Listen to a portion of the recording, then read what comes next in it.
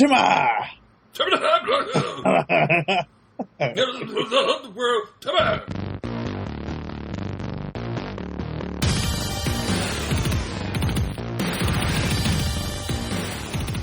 Welcome to the Average Gamer Show, Episode 2. I'm your host, Cody, joined with my special co-host, the one and only Blake Sullivan.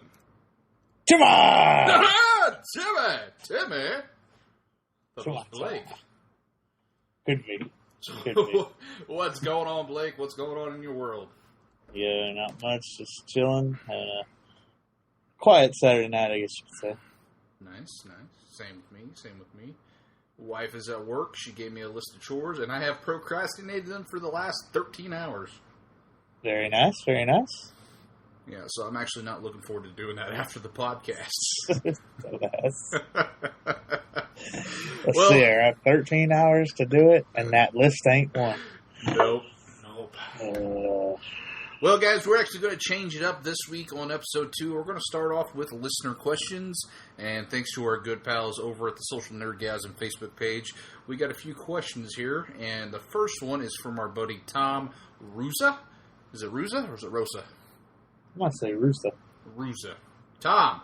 We know him as Tom. Yeah, just Tom. Just Tom. Thomas, my boy. I think I'll have to read it, but I think you might have a couple here. First up is, do you both see co-op as the future of gaming as so many others are dubbing it? I could definitely see that. Take Destiny, for example. That's a huge game coming out that's very, very multiplayer based. It's all multiplayer, essentially. Look at League of Legends, that whole scene going there. Of course, the fighting scene's always been multiplayer based, and it's getting more and more popular, it seems like. You got your MMORPGs. Yeah, I think multiplayer is definitely going to be the main component in games from now on. Well, and I think, I'm going to tear this question apart a little bit. I think you have to kind of dissect it here, because there is a difference between co-op and multiplayer. Multiplayer, it's the vast majority of everything online that you do together, whether it be competitive, co-op, or any of that, where, in my eyes, I see co-op as actually one or two people or more people working together to complete a storyline. That's how I see co-op. Kind of like how... Okay. Even going to the route of Call of Duty, say going back to like Modern Warfare 2, you had the spec op missions, stuff like that. Okay. Same thing. Right. Same thing in Halo. I'm trying to incorporate this in the first-person shooter genre. Halo had, what was that called? Spartan Ops or something like that in Halo 4? Yeah. Then obviously in games like Borderlands, I see Borderlands as a co-op because you can play it single player, or you guys can play co-op, together on the same missions to complete storylines. Yeah, I see most MMORPGs as co-op if you're playing in a what's the word I'm looking for? Guild, have you? Guild, yeah. I did see a post today. You had mentioned not Bungie, but fucking Destiny on that, and I saw where Destiny's going to have like a 6-man raid. Very nice. Yeah, that'll actually be pretty cool. I think Diablo can be co-op. Yeah, definitely. Definitely. A lot of those real-timey strategy, games like that. Like Diablo. I don't know what is Diablo's official. It's not real-time strategy. It's a dungeon crawler. It's a dungeon crawler. Okay. It's an action RPG. Well, I guess you could have a co-op real-time strategy. I don't know if any of the Lord of the Rings Battle for Middle-earth had that or not. Well, a real-time strategy, that'd be more like a Dota-type game or StarCraft, something like that. Yeah, you could have co-op on some of those. I don't know. I haven't played the story modes. Did they have co-op? Or you could, team up with a buddy? I don't know. Not really? Not really. Not really. Yeah. The multiplayer concept in those games are usually competitive-based. Yeah. Let's see. What else can we think of? Fable is definitely a co-op game. That's a game that comes to mind. Fable had some co-op. I mean, there's a lot of games out there that provide co-op. Co-op is something that I like to see more of. I like Mario. Mario is definitely co-op. Local co-op. Well, didn't they have online co-op with one of them, like Mario Wii U or something? No.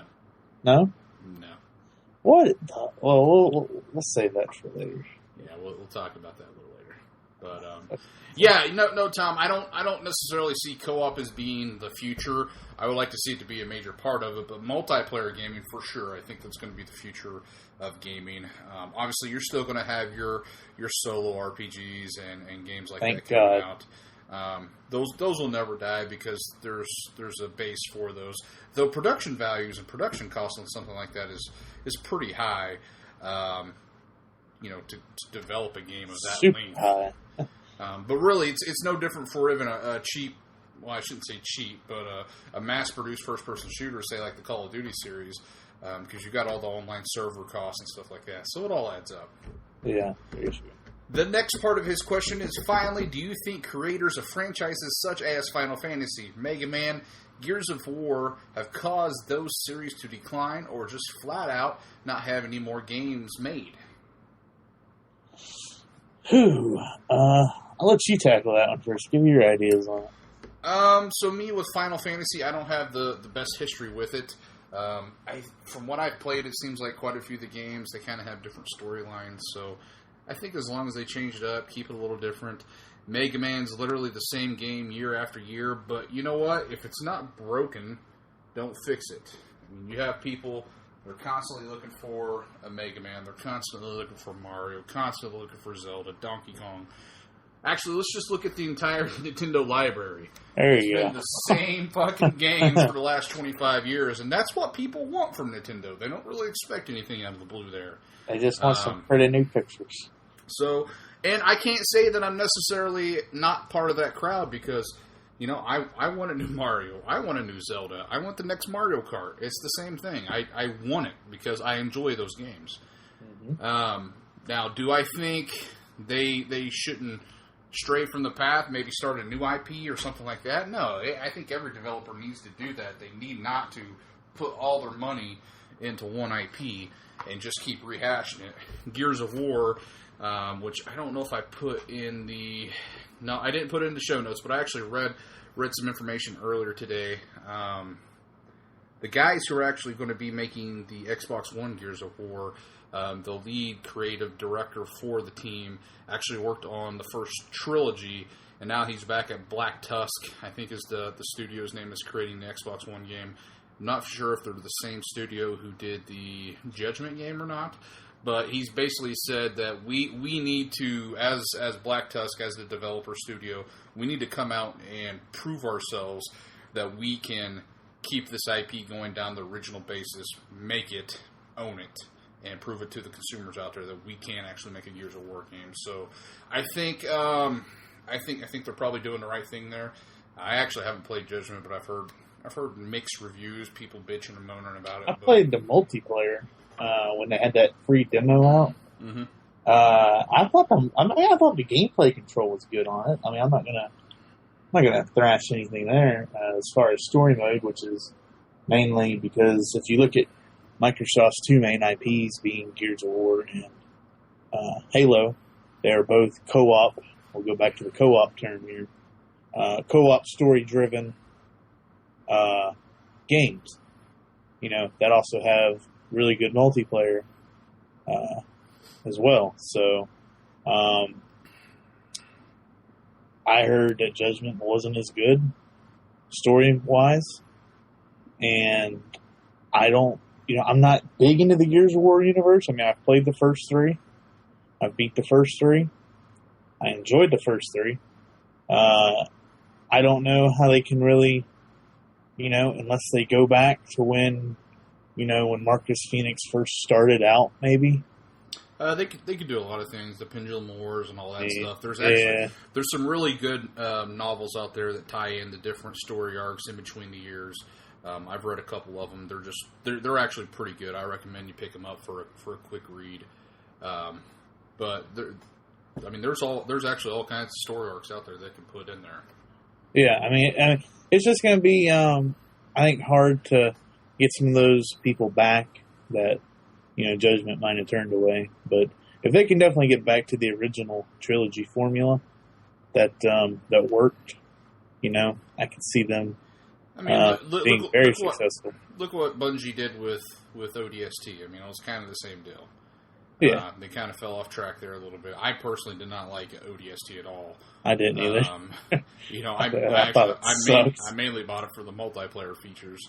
But yeah. I think I bought it because my Halo 3 disc got scratched.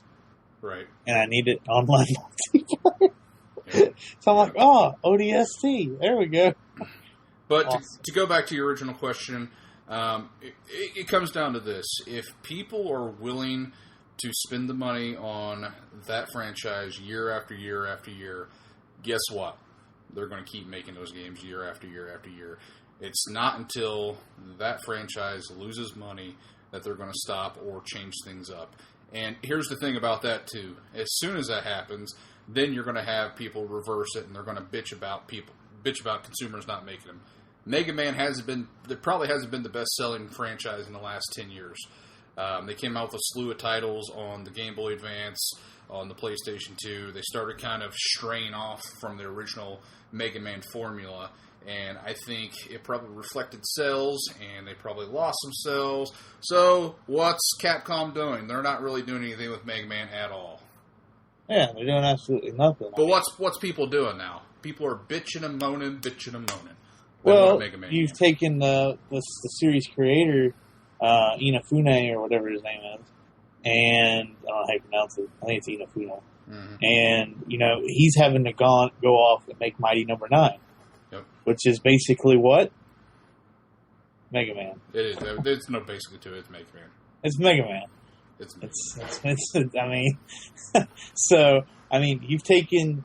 I think it really hit wrong when they went into the Battle Network series and they tried, they had the WB Kids in the morning on Saturday morning anime, and that's the thing. That's where these developers need to stray off from the path with try a new IP. Don't flood an established IP and hope that it's going to be successful just because it's got the name attached to it. Don't do that. You're just gonna. It's not good. It's just dumb. Let's just say we did, but don't do it. Yeah. So, anyway, Bryce Rogers, our good buddy Bryce, has a question for us. He said, "Have you guys played the first two Star Wars Battlefront 1 and 2 games? What do you think of the third one that is apparently going to be released next year? Are you excited for it? LOL." Mine's going to be quick and short. I have not played either of them. I don't know much about the next one coming out. I was kind of looking after the Star Wars, what was it called, 1333? Oh, yeah. Or something like that. The bounty hunter looking deal? Yeah, that actually intrigued me. It looked pretty good.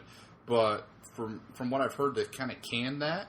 Yeah, I was really disappointed about that. So I really don't know much about the next Star Wars game coming out. I'm assuming it's Battlefront 3?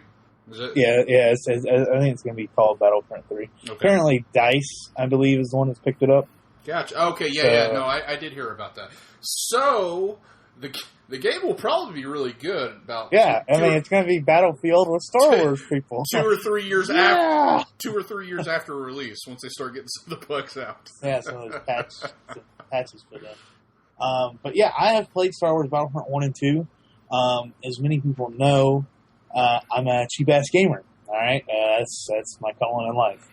I always buy used games. I never buy new games, unless they're collector's editions or something like that, that I can't get anymore after release date. So back when I was a wee child back in the day, when I had my original Xbox, Star Wars Battlefront 1 came out. What?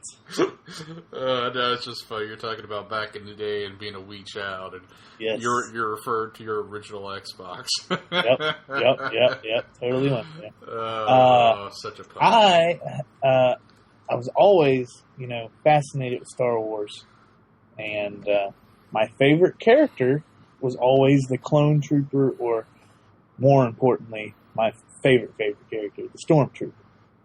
For some reason, stormtroopers were my favorite dudes.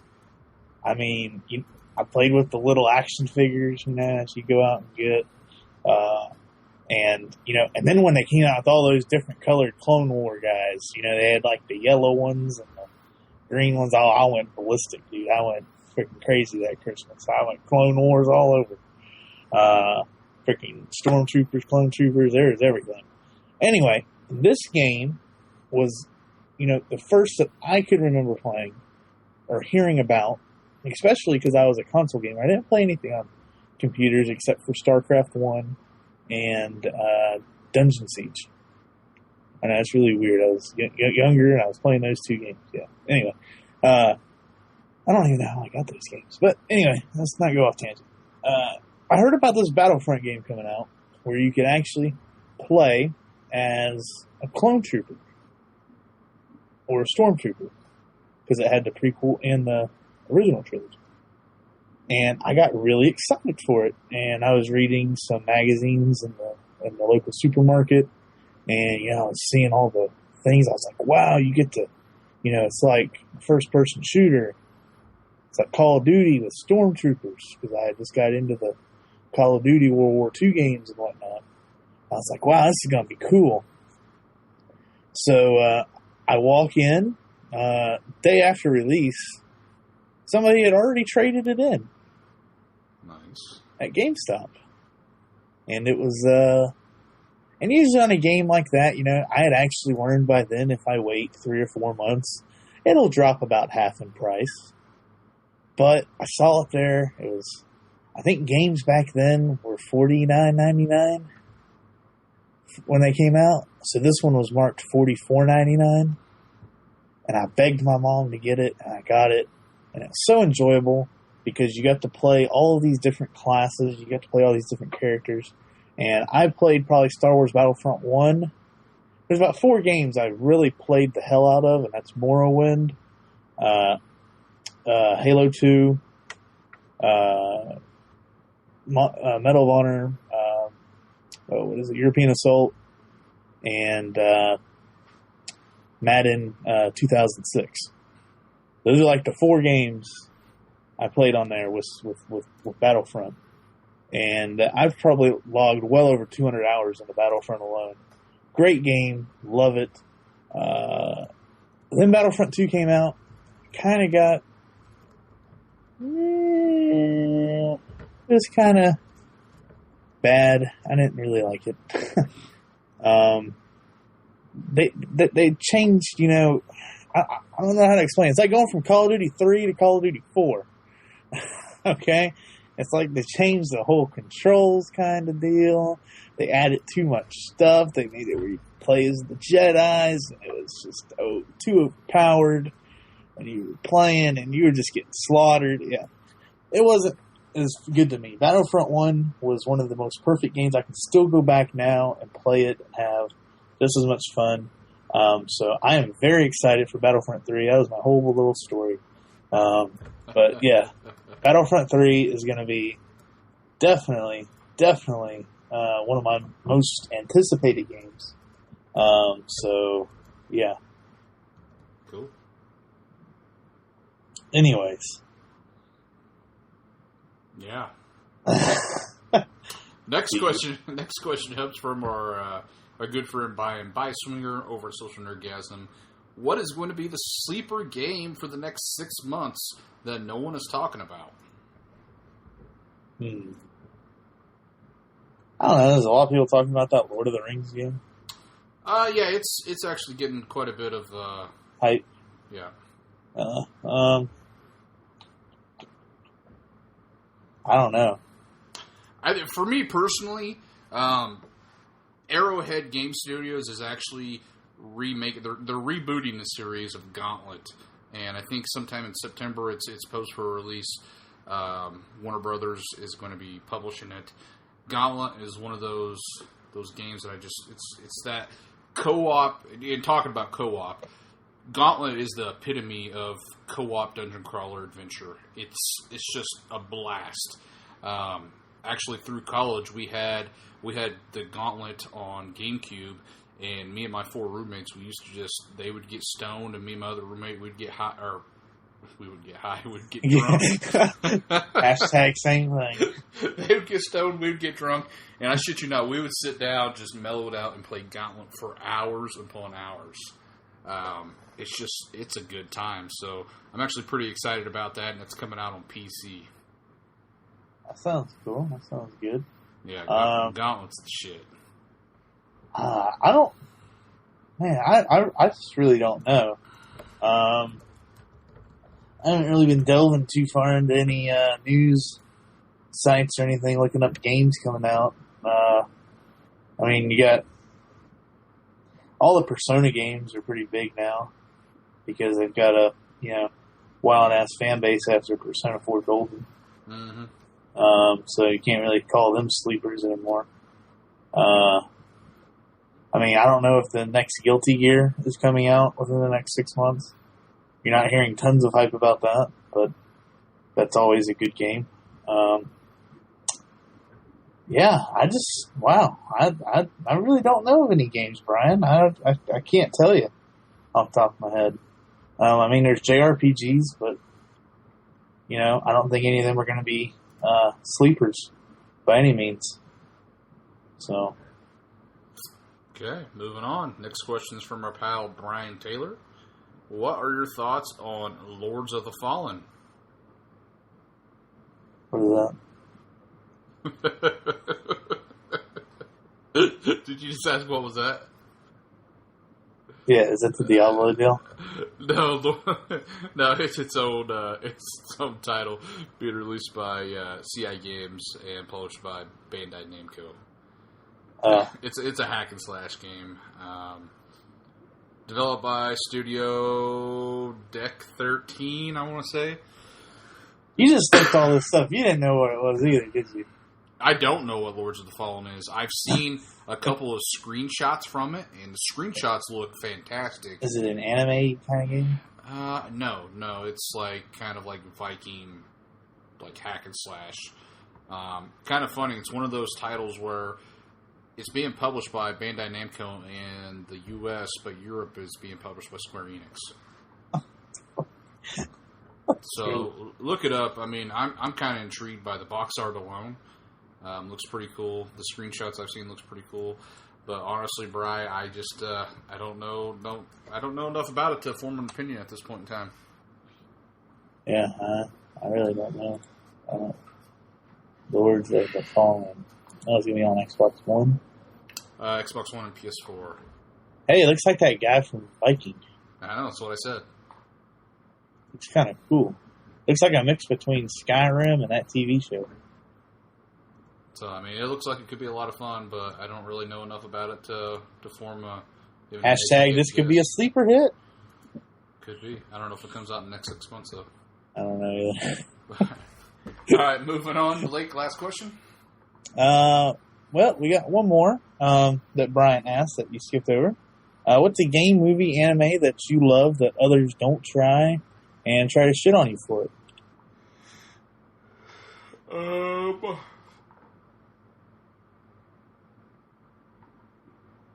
I can't say I've really had anybody ever try to shit on me. I mean, if I'm being fair here. You wouldn't go to that point. God damn it. No, I can't really say that I've had anybody really shit on me for any of those. God damn it. No, I'm being serious now. Yeah. No, so I've tried to get a lot of people to play Brawl Busters on PC, and that seems to be kind of a hit or miss. I've had a few people that just really loved it with me, and a couple of people that tried it and they hated it. Bubble Yum, that's why they hated it. What's that? Bubble Yum's why they hated it. So if I had to say any game out there that I might have recommended or try to get somebody to play that they just did not like, that would be it. Brawl Busters, and probably the best game in the entire fucking Steam library. People, go download that now. FTP. Free, baby. FTP. Bubble yup. F2P. I would say, I don't know, I've had some animes that people didn't like before, Dragon Ball GT being one of them. They tried to...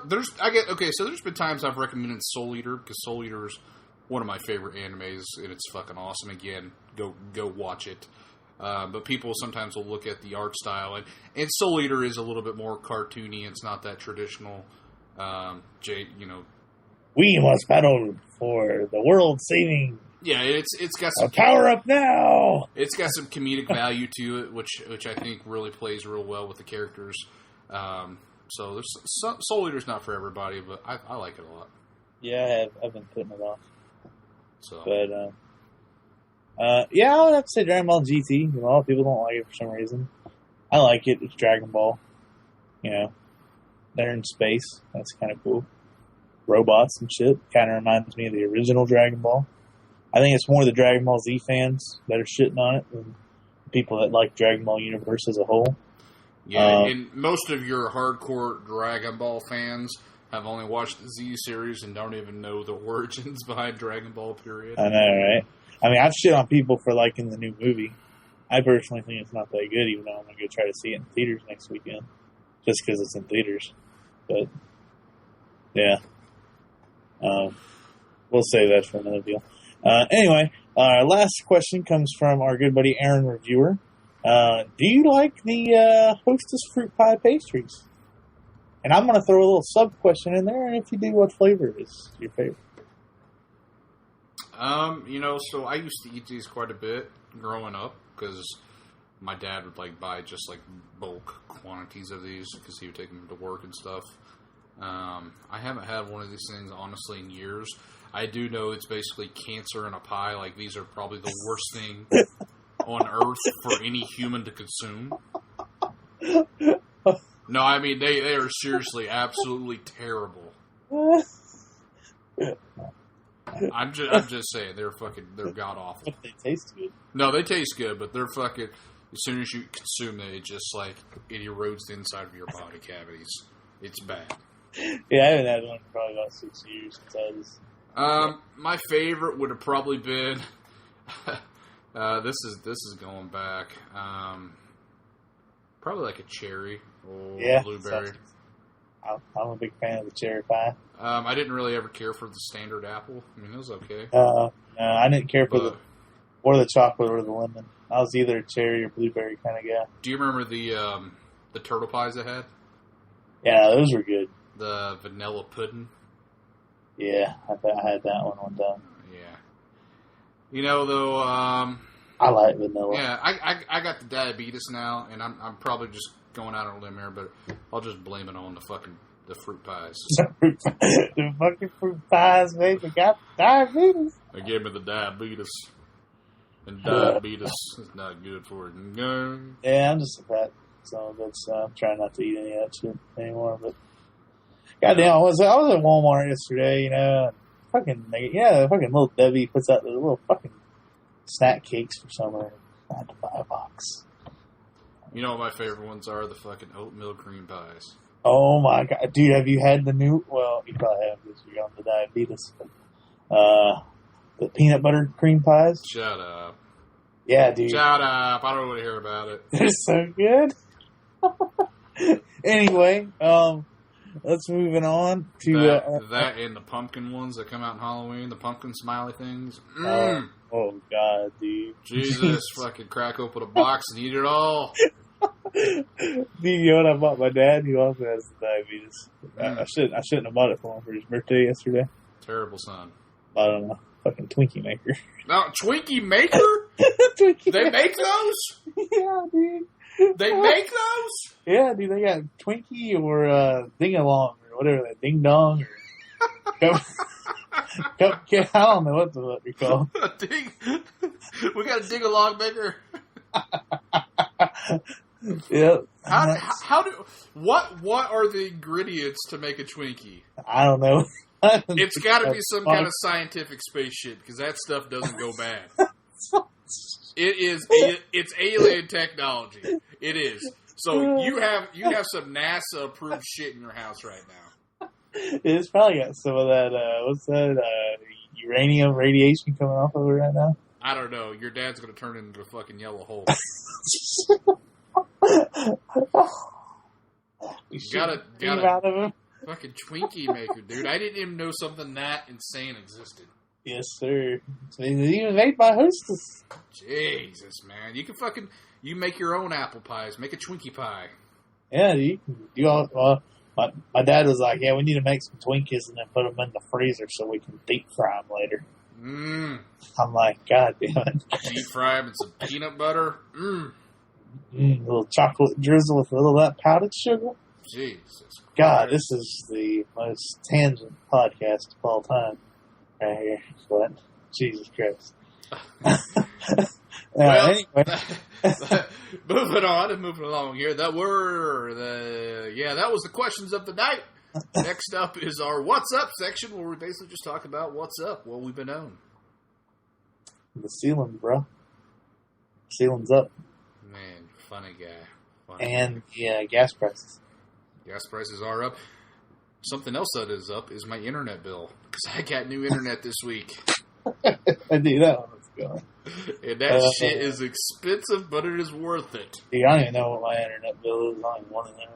We pay for 60. So. You pay for what? We pay for 60. Nice. I now pay for 105. Holy fuck.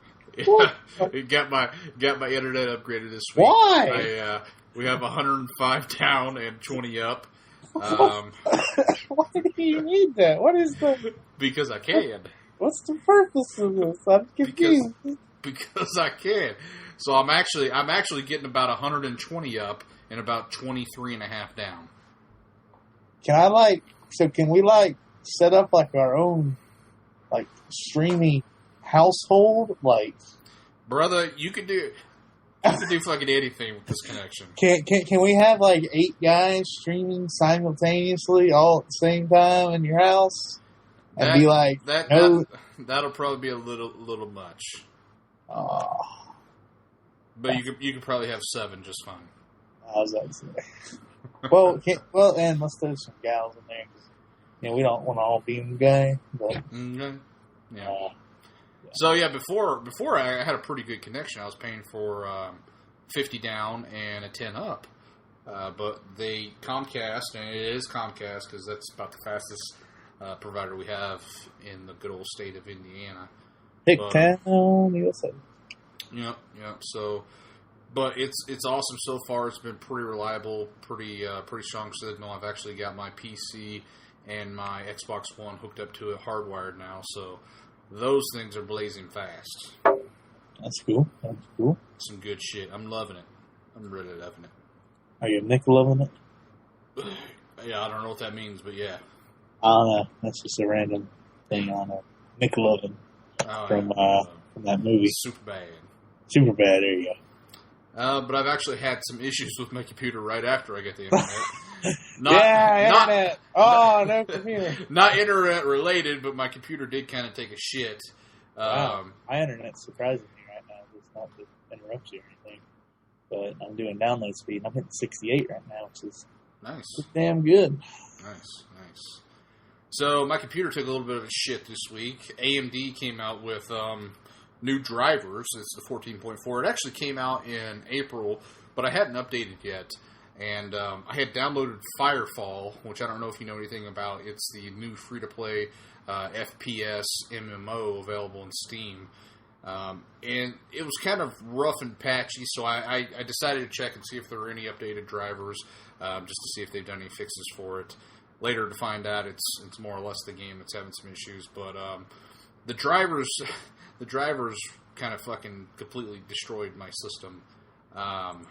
So you went and found these drivers. You didn't let it auto update. No, you went and found some drivers. They don't really auto update. Oh, the NVIDIA auto updates. You should get on that. So no, I got this off. It's the 14.4 Catalyst off the AMD website. And there were some known issues with it. But basically, I installed it. It fucked my system up. I uninstalled it. Tried to reinstall older and legacy drivers. It was not having it. I actually had to completely reinstall Windows 7. I had to do a fresh install. Lost all my data. Lost all fucking installed games and all that shit. So I had to start from fresh again. And even with the new install, I had some issues getting it installed. So I decided, fuck this. I'm going to go ahead and upgrade to Windows 8 while I'm at it. Upgrade to Windows 8, get that installed, and voila, the fucking new drivers work perfect.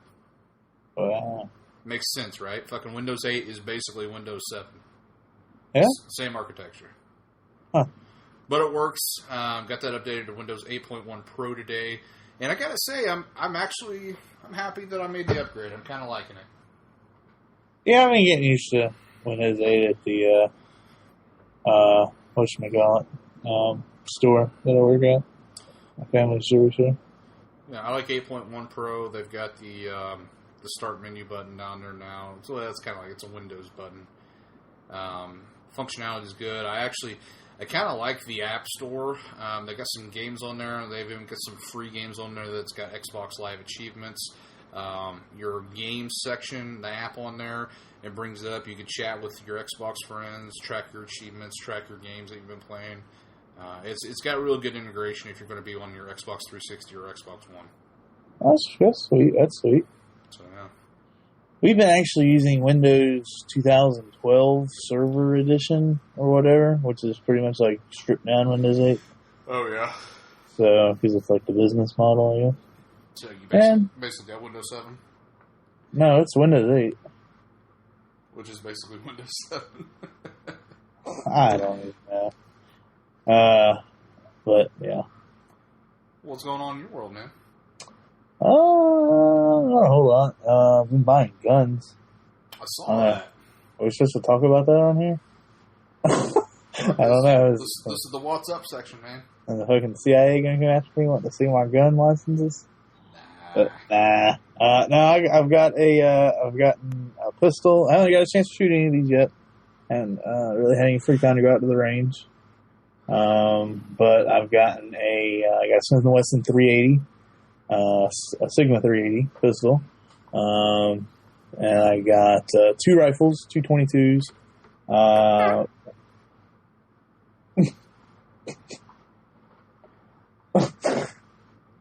What was that? Continue.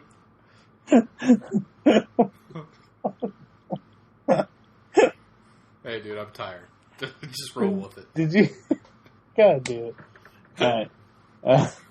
I got two 22s. One of them was an M16 A3 model. That was made back in the 80s, but it looks just like an M16. It shoots 22s, has a 15 round mag. Other one I got is a more typical rifle. It's a Ruger 1022. Nice. And I got a hell of a deal on that. I only got it for like $160. It's a $309 to $359 gun, depending on where you look. Black laminate stock, stainless steel barrel. I got a scope put on that. Bought a 25 round mag. It also has the standard 10 round that came with it. Just got to get a sling for it. Got the official Ruger 1022 gun case for it. I put just a standard, I think it's an 8. It's either a 4 or 8 zoom sight on it. That was like made in the 60s, it looks like. It's like really old, but it's made for 22 rifles, so I got that. Then on layaway right now, I have a Winchester Model 1300 shotgun. And then that's probably going to be about it for me buying guns for a while. Cool. But, yeah. I've also been, like, stockpiling 22 ammo like nobody's business. I'm probably up to about 3,000 rounds now. I haven't shot my guns in a couple months. Kind of sad. Yeah, I mean, I really wanted a better pistol, but I just wanted to get something for my first pistol. And I just wanted something $200 less, and he had to Smith & Wesson. So I went with it. But other than that, I've been we hit over 1,200 Blu-rays today for my dad's Blu-ray collection. So we did that. Shit ton of movies. Yeah, yeah, I think he's starting to rival my games. Then he has at least that, if not more, DVDs. So, yeah, he's got way too many fucking movies. Oh man, I don't even really know what I've done. Got Lego The Hobbit for the Wii U, which is something else I still haven't played. The Wii U in general. I think I've turned it on 4 times. Biggest waste of $300 I've ever spent. Good. Do you even have fucking Mario Kart? Nope. So what the fuck, dude? I know. What's the point? I know. Lazy excuse of a sack of shit. Thank you. I appreciate that, sir. Yeah. Anytime, buddy. That's what I'm here for. I love it. Let's see. What else have I been doing? Playing Tekken. I like Tekken. Kind of get into that Tekken shit. Which Tekken you playing? Tekken Revolution, the free one. Oh, yeah. You excited for Tekken 7 to come out? Yeah. I've actually really got back into Tekken. I didn't like Tekken before. I like the original Tekken Tag Tournament. I had a lot of fun watching you play Tekken Tag too. That game is so much fun on Wii U. But I'm telling you, like 4, 5, and 6 just kind of never really got my attention, I guess you could say. And I was kind of more of the Soul Calibur and stuff like that. And Tekken Revolution's really brought me back to the Tekken scene. I really miss the characters. Jin's a badass. Lily, my man King, throwing people in suplexes and DDTs like it's nobody's business. Well, it's all about Yoshimitsu. Yeah. Tekken 2 was the very first PlayStation 1 game I had ever owned. I actually bought it and the PlayStation 1 at launch. Cool. I loved it. Launch of the game, I should say, not launch of the system. All them polygons. Them polygons. Them big pointed boobas. Oh, man, that Lara Croft on Tomb Raider. I tell you what, one gaming fighting franchise that died off in the PlayStation 1 era is Tobal. And I wish they would just make a new Tobal game. I've never heard of that. What is Tobal number 1, Tobal number 2? All the art style and characters were drawn by Akira Toriyama. Oh, no way. Yeah. So it's basically yeah. And the fighting mechanics in it are unbelievable for a fighting game of that age. It's a lot like Tekken in terms of fighting style on a 3D planescape. So I like it a lot. I love those two games. I could still sit down to this day and play Tobal number 1 for hours upon hours. Tobal number 2 never did get a North American release, but I had the import copy of it. Just such a good series. I'm like those up to the show. One extra thing that I did do, me and my brother-in-law, we were playing some of the Clan Wars in Call of Duty earlier today, and then we decided to switch it up to Titanfall. And I was a little hesitant at first because I was wanting to work on some of the Clan War stuff, but I was like, you know what? He's getting tired of it. Let's switch over to Titanfall.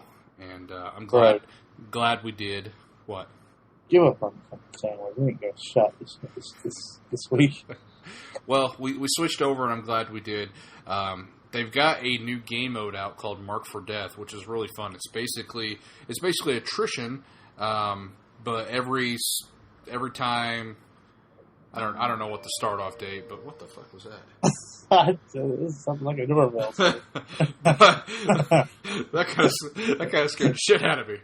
But at the start of the game, one member on each team is marked for death. And basically, you have to go and try to kill that pilot, and as soon as you get extra points for it, obviously, and as soon as you kill that pilot, 2 new pilots are marked for death. So it's pretty cool. So we hit that up. And then next thing we know, we're in the lobby, and it says, Dev-only lobby. What? And we get into this game, and it's fucking crazy. It's attrition, but you get a Titan every 15 seconds. So it only takes 15 seconds to build your Titan. And it's just fucking balls to the walls crazy. This is exactly what Titanfall needs. I don't even know if I could technically be talking about it here, but you know what? Fuck it. I don't know if it was glitched, but we got into the actual room itself. So I'm going to talk about it because it's awesome. And I'm very excited for the future of Titanfall with this game mode. Hopefully they will release it soon. But essentially the game starts as attrition, and then in literally the first 15 seconds, your Titan's being built. And then every time you die, every 15 seconds rolls around as a new Titan. And it's just fucking balls to the walls crazy. And that's exactly what Titanfall needs. They need a game mode like that because it was super fun. And we ended up playing it for like 2 or 3 hours.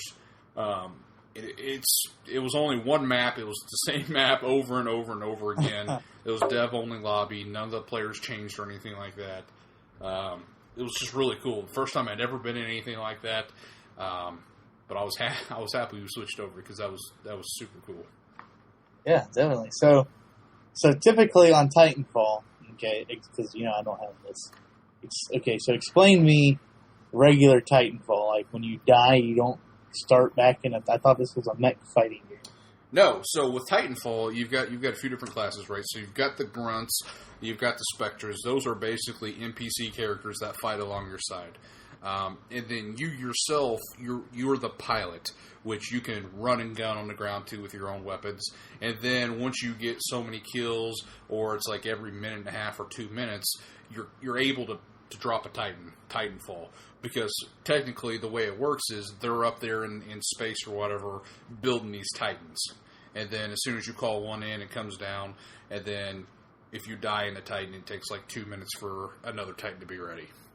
So you have to play it smart. It's not just in the mechs the whole time. Oh, okay. And Titans, can you kill a mech without a mech? Yes. So that's another cool thing because as the pilot, you basically have parkour skills. And you can run and jump, and you got a jetpack and shit. And you can actually rodeo Titans, so you can jump up on the Titans' heads, rip out their power cell, and then you can shoot them. But you got to be careful because the Titan pilot can hop out of the Titan. It can turn around and shoot you, kill you. Some of the Titans have a electric smoke field that can release and it'll kill you. Other Titans can shoot you off the Titan. So, yeah, it's very possible. Wow. I take Titan down all the time. Without an extra Titan, and it's fun. And you also have a Titan weapon too. So, like for instance, like a lock-on rocket launcher. Oh, okay. Oh, that sounds cool. Yeah, I'm gonna have to get on that when I get my Xbox One. Yeah, whenever that's gonna be. It's very cool. I would have already been on that Microsoft if you would have just went ahead and along with that controller you released a limited edition console. But no, let's just give it away to 25 or 50 random people and not give it to the public where it'll sell and boost your sales. All right, moving on. But yeah, that was extremely cool, and I'm excited for that game mode to actually come out. Yeah, that's cool. You got into some kind of craziness. Hopefully, they get a good feedback on that. I wish there was a way that I could have left them feedback because I would have said, release this shit now. Now. Because it was really cool. So that's awesome. Alrighty, well that's up for the What's Up. Next we'll move into some just general topics. And the first one up is, y'all know that crazy game Flappy Birds? People were killing themselves and fucking threatened to kill people, and they were just getting all murderous over this. So Flappy Birds is back with a vengeance. It's now labeled as Flappy Bird's Family, and it is exclusively available on the Amazon Fire TV. Are you streaming it? I honestly, I don't even know where my Fire TV is. Wow. It's somewhere in the closet. Jesus Christ. It's not that I don't like the system, I just don't fucking have time for all this shit. I know, you got too much shit, my friend. Too much shit. So, yeah, Flappy Bird's Family is on the Amazon Fire TV. Though I did see on Xbox, on the Windows 8 whatever the fuck it's called, Games for Windows or whatever. They've got Flappy Birds on there. It's not Flappy Bird's Family. It's not official, but it's called Flappy Birds. Flappy Birds is coming back, sir. Did you ever play Flappy Birds? Yeah, dude. I played it. My cousin had it on his phone. On his little, I think it was a phone. I don't know. You can't tell the iPods apart. Anyway, Yeah, I sucked it. I got like, what is it, like, I got like 13 things in, but I kept dying. Yeah, it's kind of like me. I think the best I got was like 23 or something like that. Yeah, I think it was like 13. I still have, I think I still have Flappy Bird actually on my phone. Cause I Better keep that, sir. You could sell that for, for like $1 million. Yeah. It's on my work phone. Oh, you should tell your work phone, listen, I got to make the store some money. We're going to sell this for $1 million. I'm going to take half, and then we're going to go buy me a new phone. We're going to get a Note 3 because that's the best phone on the market. We'll leave that to a different podcast. So, if you guys care about Flappy Birds and you really want to be engrossed in Flappy Birds, and you got to have the official Flappy Birds and not the millions of exact same fucking games on the marketplace, then go out to your local Amazon.com webpage and order yourself a $99 Fire TV and get that shit rolling. You can play yourself some Flappy Birds family. Flappy Birds. Next up, we got GameStop. This one I can relate to this because I'm in the business of buying and selling. GameStop is requiring fingerprints for trade-ins up in Philly. People are pissed about it. I really don't know why. It's just a fingerprint. Come on, it's not a big deal. So I think what a lot of people are pissed about is that GameStop are saying that they're allowed to, and they're following local state laws, pawnbroker laws, and the state legislature have actually come out and said that they actually don't see GameStop as a pawnbroker, so they are technically not required to follow these laws. But on the back end, the police department, which is the biggest push for GameStop to use these, are basically saying, hey, the company's being real proactive here, and it's actually helping us catch criminals, people who are, stealing shit and trading it in. Yep. Here's what I gotta say, though, is are they going to have some kind of database? Are they going to start keeping track of every serial number for any product that's being traded in? How are they going to do that? How is that fingerprint actually going to help them with anything? Well, here's what I'm thinking, okay? Is, for example, I work at a jewelry store. I'm sure you've seen it up in Indiana. It's been all around the world. Buying and selling gold. You see cash for gold, all that, okay? We have to do the same thing, but we're not a pawnbroker either. Now, it is true that GameStop, if you do a trade-in, you don't have to give a fingerprint. But if you sell it to them and get cash, you do have to do a fingerprint. My GameStops down here have fingerprint thingies on the counters, but I don't have to do it if I trade in. Same thing at our store. We don't have to fill out stuff if you're trading something in, but if you want cash, we got to fill out the paperwork, and you got to put your fingerprint on the paper. So what I'm seeing is, okay, I even had this, okay, we had something that was stolen, sold to us, and the people tracked it down. However, we had already scrapped it, but we actually had to go to the court office because we bought it and just say, yeah, we're the ones that wrote up the paper. Well, while we were down there, my boss, my boss was down there, I should say, because he knows I'm always going into GameStop, and GameStop manager was down there apparently. Well, somebody had sold her a game that they got like $2.18 for. And she had to go all the way down to the courts, which is like freaking 25 minutes, 30 minutes from GameStop. I don't even know where it is from her house. But had to go for a $2.18 game and say, yeah, I wrote the paper up. Or her store wrote the paper up. So I think they're doing it because if they can actually track down, let's say Joe Blow stole, all the electronics out of Jimmy's house, and Jimmy says that he did it, well, a way to get around the law would just to be trading the stuff in and then getting maybe a gift card for yourself and then selling the gift card. You following me? Mm-hmm.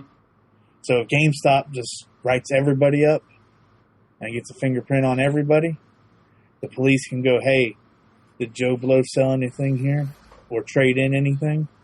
GameStop can be like, oh, yeah, they did. And then Jimmy can be like, yeah, those are my games. Yeah, that's how I'm seeing it. I'm seeing it not necessarily that they're going to get the stuff back, but they're just going to be able to catch people that are stealing shit. That's what I'm saying, though. There's really no good way to track it or to prove anything as far as in the eyes of the courts, unless you're tracking something down by like a serial number. So video games aren't going to be able to... Here's where I see it playing an effect in GameStop, is GameStop has started accepting trade-ins for cell phones, iPods, and tablets. Oh, true. Yeah, you got to have the serial number, factory reset, all that stuff. That's where those are really going to play an effect. We've actually been under this here in Indiana for like the last year and a half or so. I was actually talking to our good buddy, Comatose. He said that he didn't realize that they were doing it. He has not had to deal with it yet up in Marion. But, I'm like an hour and a half south of him here in Indianapolis. And our GameStops up here have been doing it for a while. And for me, it's not a big deal. Just fucking put your thumb on there and be done with it. Yeah. I mean, you're not signing your life away. There was one comment from a consumer was like, well, I feel like I'm being put in a police interrogation. It's like, get over your shit. Jesus Christ, dude. Do you want the money? Put your fucking thumb on it and be done with it. If you don't want it, go down the road to somewhere else. Yep. There's a pawn shop. There's, a thrift shop. There's something down the road that you can go sell your shit to. You don't have to sell it to GameStop. So if you don't want to sell it to GameStop because they want your, fingerprint and you're afraid the CIA is going to bust through your windows at night while you're sleeping before you can hide your kids and your children's, don't do it. Hide them babies. Fuckers like them babies. Just go somewhere else, man. Yeah, it's not a big deal to me. It's stupid. I mean, why wouldn't people want... I think it's the criminals, maybe, against it, because they're like, damn, man, they're going to be catching us now stealing Halo. Yeah. Jeez. Well, it's like up here, too, I don't know how some other smaller shops, but we've got a chain up here called Disc Replay. All the Disc Replays, you go to trade anything or sell anything to them, they require your driver's license. They make a copy of your driver's license, keep it on file. That's what my GameStop does when you do a trade-in. They have to have my driver's license every time, and they have to put in all the numbers and whatnot. So, really no different. I'd rather put it in my fucking thumbprint than give some of my driver's license. Because a lot of times those driver's licenses have your social security number on them. Not that really fucking matters anymore. Anybody can get a social security number. Yeah. So, anyway. Moving on. Nintendo, let's go back to our earlier topic about when we mentioned co-op games. And we were talking about, or I brought up the fact of Mario. And you said that they didn't have any online co-op on the Wii U. I thought they did. I don't know. I don't own the game. So, but Nintendo has come out and say that Hyrule Warriors, the big new Zelda Dynasty Warriors, awesome hack and slash game that everybody is like freaking finally a fresh take on an old IP that's been done over and over again. Yep, but people are probably going to bitch about it because there's no dungeons. Will not have any online play. It's going to be local co-op only. What's your take on it? Come on, Nintendo. 2014. Get your fucking shit together. Nobody goes over to other people's house and play video games anymore. Seriously. Your fucking commercials are a lie. People don't do that. Mom and Dad are too busy in the other room to play with little Jimmy on Mario. No, it doesn't happen anymore. Get your shit together. You have the capability. You've got a structure now. You got people online. Let them fucking play together. Yeah, they finally got the user ID stuff straightened out and all that. They got a console that could do it. Let them play online. Nintendo, if you don't get your shit together with stuff like this, you're not going to fucking make it. In America. Seriously, get your shit together. Yeah, it's bullshit. I mean, I don't know if you can go online with the other Dynasty Warriors games or not, but it's still bullshit.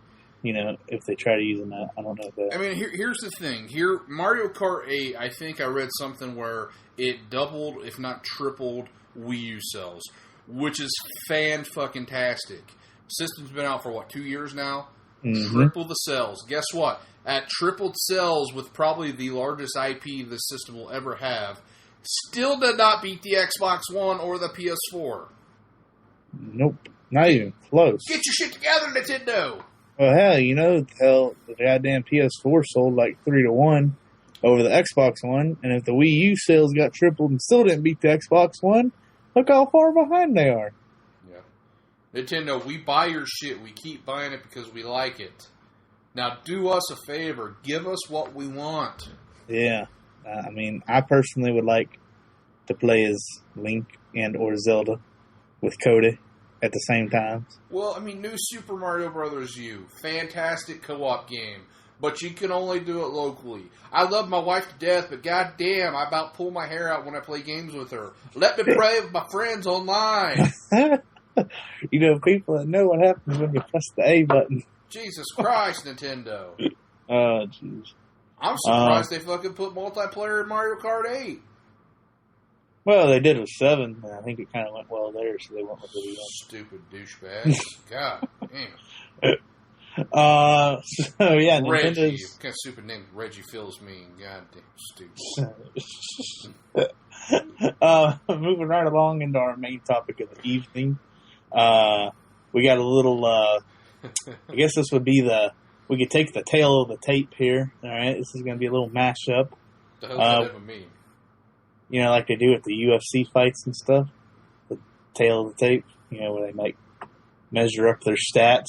I don't know. Like that part that rips off the tape cartridge that's got fucking cardboard residue on it that you can't do anything with? I don't really know what the hell you're talking about. I'm just saying. No adhesive features whatsoever? Huh? Okay, moving on. What? I'm so lost right now. Anyway, EA. I'm not even drunk. That's the thing. I'm halfway. Yeah. EA has a new access program. This is going to be Xbox One only for now.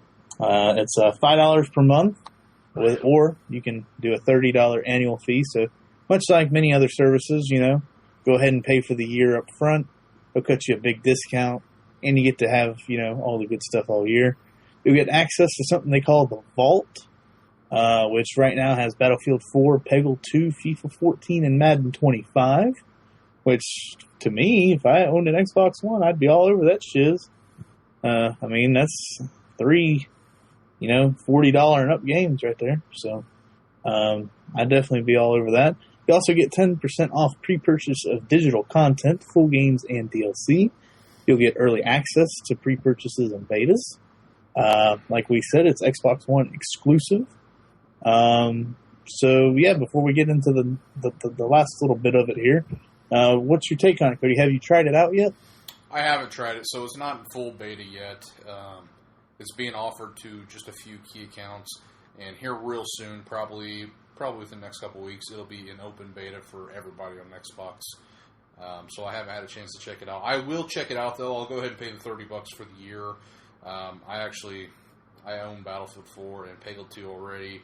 I don't really care about FIFA 14 or Madden 25, but I'm gonna give it a try. I think it's a good thing. This is a subscription service, so think of this as very similar to PlayStation Plus in terms of their free games versus Xbox's current Games for Gold or Games with Gold. I think it's a really good service. Here's where this is going to play into effect is that, and it depends. I mean, it's going to be hard to see what comes out in the future, but if they keep releasing these sports titles on here, I think this will be good for somebody like me who doesn't want to invest in the new sports title every year. But if it comes out on this service for $30 a year, sold, done deal, I'll do it. Yeah, definitely. I could see, especially if they do it like right now in the summertime, late summer, when all the new sports titles are going to be coming out here in the next couple months anyway. So if they go ahead and put last year's on to get people, psyched up maybe for the new ones, that would definitely be a good move on their part. Yeah, I mean, it's just going to be another good service, I think. I think EA's doing something right. Usually EA's all, bah, humbug, EA's bad. EA's the devil. No, this is a subscription-based game service done right, and they're doing a real good job. I'm glad to see it coming to Xbox. However, they offered it to Sony, but Sony kind of just gave them the finger on that one. Yeah. Sony has come out and said that they have evaluated the EA Access subscription offering and decided it did not bring any kind of value to PlayStation consumers have come to expect. PlayStation Plus members, or memberships, I should say, are up more than 200% since the launch of the PS4, which shows that gamers are looking for memberships that offer a multitude of services across various devices for one low price. We don't think asking our fans to pay an additional $5 a month for this EA-specific program represents good value to the PlayStation gamer. Now, let me stop right there. First off, I love Sony. I love the PlayStation 4 and I love PlayStation Plus. But there's a reason subscriptions are up 200% since launch. It's because it's fucking required. You gotta have PlayStation Plus for the PlayStation 4 online. It's as simple as that. Don't throw those numbers out there to people. We're smarter than that, Sony. Come on now. My thing with it is, I love Sony to death too. I'm using a Sony laptop. I'm using a PlayStation display 3D TV. I'm using, I got my PS3 right here. I'm a huge Sony fan. I'm getting a PS4 next month. It's $5, okay? It's up to the consumer whether they want to spend that $5 or not. It's not like that game ain't going to be on the shelf at Walmart or GameStop and they can't walk into Best Buy and buy it. Well, no. What I see about this is that, Sony is basically giving the finger to EA, and that's not. It doesn't matter if you like them or hate them. That's not something you want to do. No, they're going to bring big titles to your system, and here's the thing about it is the fact that they're just releasing PvC Garden Warfare on the Sony systems, but with them doing this, who's to say for future PlayStation Plus subscribers that EA will not, they may not agree to release fucking EA games on PlayStation Plus. They might not agree to do a lot of things on PlayStation in general. You could see kind of how Square Enix was back in, the PlayStation 2 era. They might go more Xbox One on some of these new IPs that they come out with. Microsoft might be able to get some little exclusivity or whatever that word is. And here's the thing I don't understand about Sony is they've got all this other bullshit on there. They've got, all the other media things, Crackle, Vudu, all that shit. Vudu is the same thing. You get on there and you can buy and rent movies. Same thing with Amazon Video on Demand. Get on there and buy and rent movies. What's the difference? Why not just have this as an option? Yeah, it's EA's money. It's not like Sony's losing anything. EA's going to pay them to let them put their service up there. Yep. Sony's losing out on money. Sony would even save more money because they wouldn't have to put the EA games on PlayStation Plus. They could put other games that maybe aren't selling very well. They could go and, maybe up the game a little bit and have a bigger offering, for their system. But no, they just slap EA right in the face, Just a little right there, right in the face. Yep. So... Well, we'll throw that in a part of our conclusion. We're going to go ahead and move on to the second half, and this is Sony's half. They're actually coming out with the service called PlayStation Now.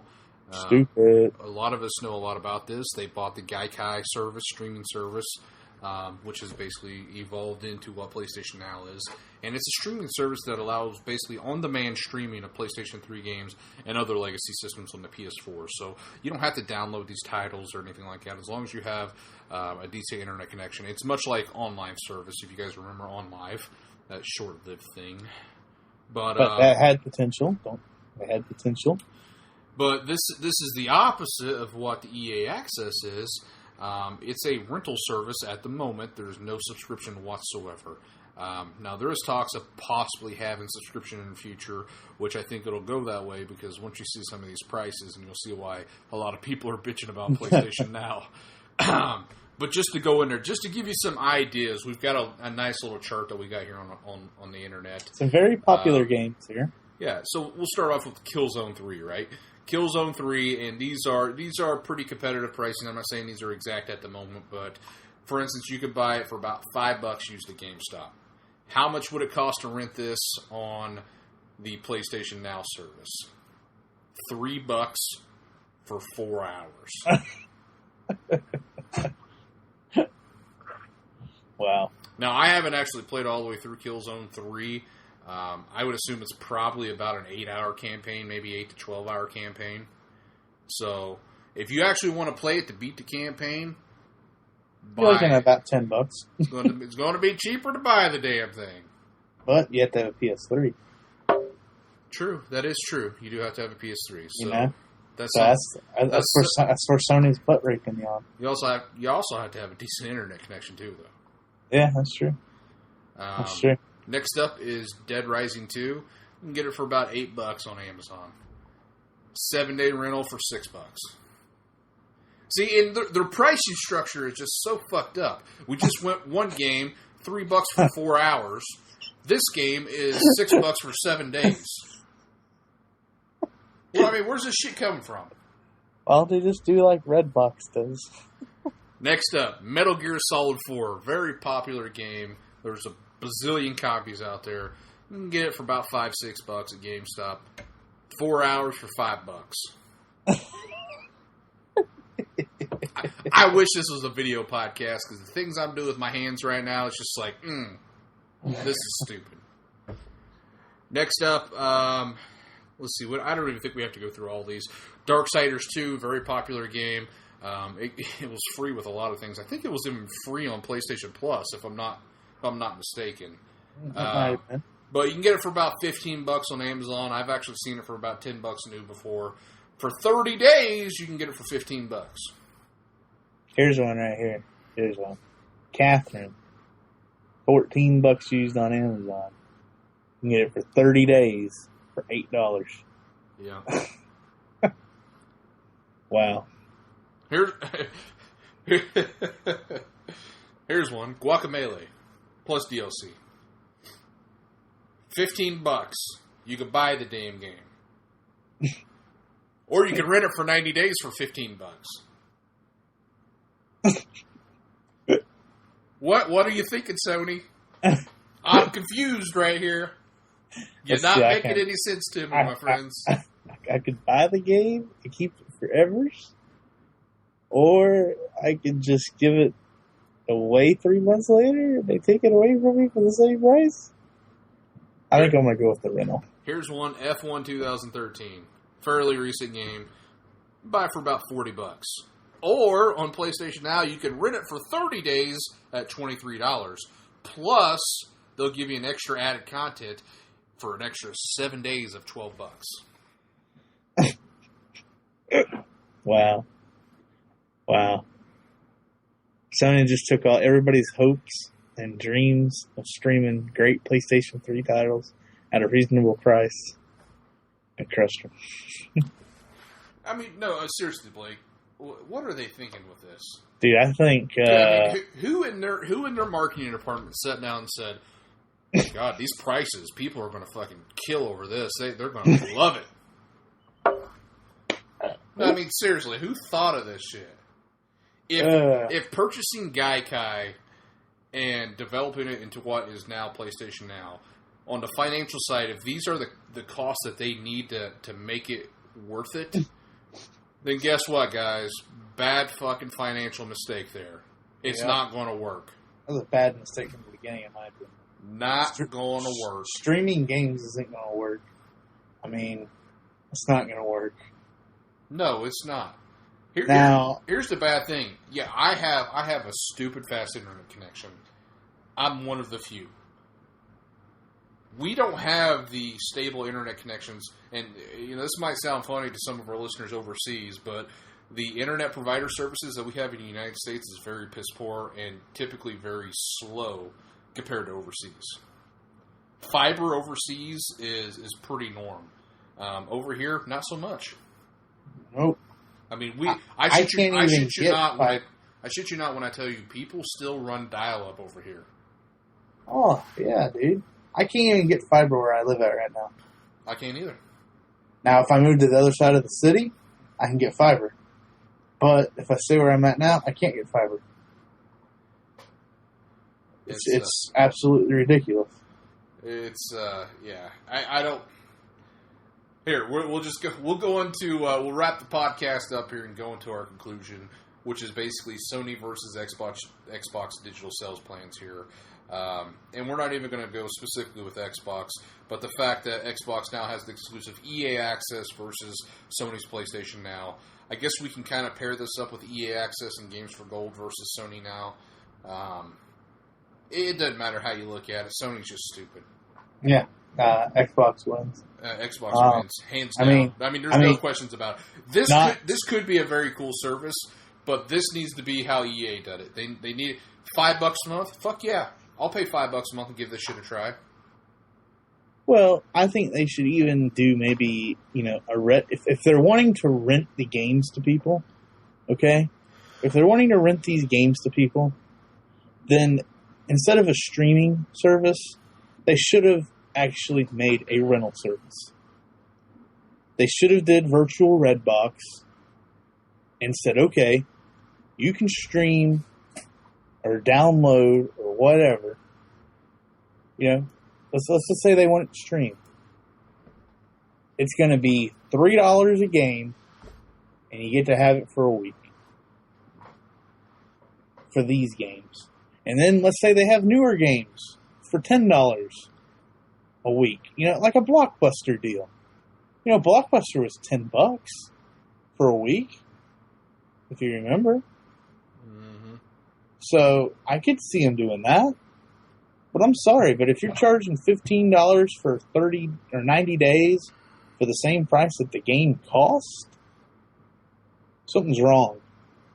Somebody didn't add up all their X's and O's and, dot every I and cross every T.